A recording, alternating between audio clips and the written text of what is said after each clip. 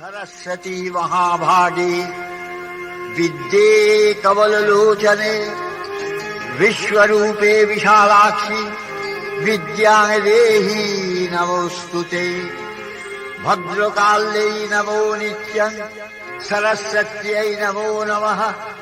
वेद वेदांग वेदांत विद्यास्थानेभ्य एव च स्वाहा त्वं स्वाहा त्वं स्वाहा।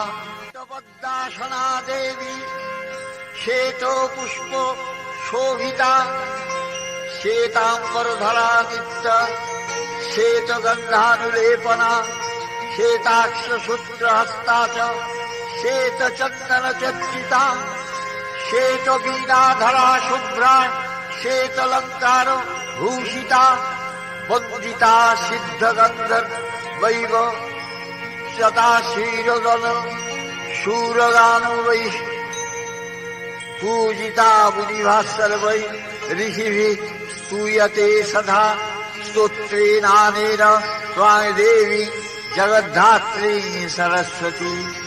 ये शयन्ति त्रिशद्धाया सर्वा